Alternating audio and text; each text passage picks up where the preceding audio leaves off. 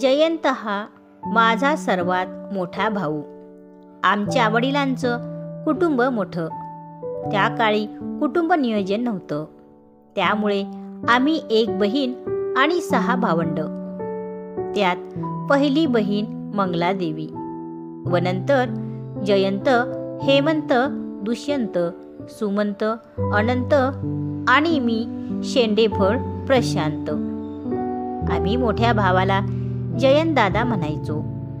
गोरा पण झुपकेदार मिशी राखणारा देखणा, वाणी एकदम गोड, उत्साही आणि कर्तबगार, पोहण्यात तरबेज आणि बोलका, मित्रपरिवारात सर्वांचाच लाडका.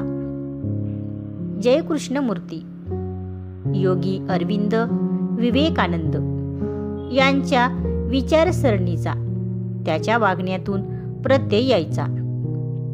अपयशावर जिद्दीने मात करणे, चिकाटीने ध्येय सिद्ध प्राप्त करणे आणि कोणत्याही परिस्थितीत हार न मानणे हे त्याचे गुण घेण्यासारखे. माझी 12वी झाली आणि पुण्याला शिक्षणासाठी जाण्याचा योग आला. पण आमचे महाविद्यालय त्या काळी बदनाम, त्यामुळे घरातून विरोध, त्यात डिप्लोमा, आणखीन विरोधात भर. पण त्याने चांगला आधार दिला. आंबिटकेच सांगितले, तुला डिग्री हवी असेल तर इच्छाशक्ती प्रबळ ठेव. कॉलेजला पण डिग्रीची सोय होऊन जाईल. यथाअवकाश कॉलेजवर डिग्रीसाठी संप झाला. कॉलेजला डिग्री कोर्सची सोय झाली आणि मलाही प्रयत्नाने डिग्रीला प्रवेश मिळाला.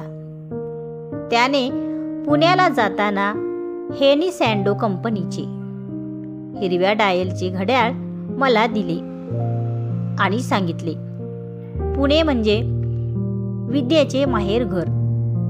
प्रत्येक क्षणी आपण काहीतरी शिकतोय या भावनेने शिक्षण पूर्ण कर. त्याचे हे बोल अजूनही मनात घर करून आहेत.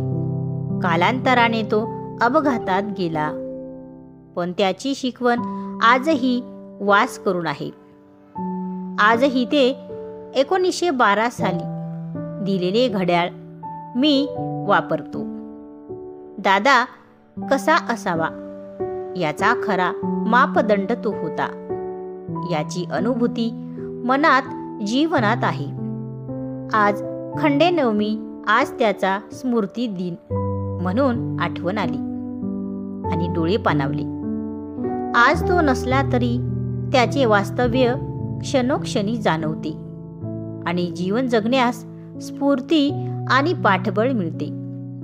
असे अनेक मोठे भाऊ लाभले म्हणून अनेकांच्या जीवनाचे सोने झाले, यात शंका नाही. ती पिढीच सद्गुण संपन्न होती म्हणून पुढची पिढी चांगली घडली हे उघड सत्य आहे. तर मित्रांनो, कशी वाटली कथा हे कमेंटमध्ये नक्की सांगा आणि चॅनलला नक्की सबस्क्राईब करा. धन्यवाद.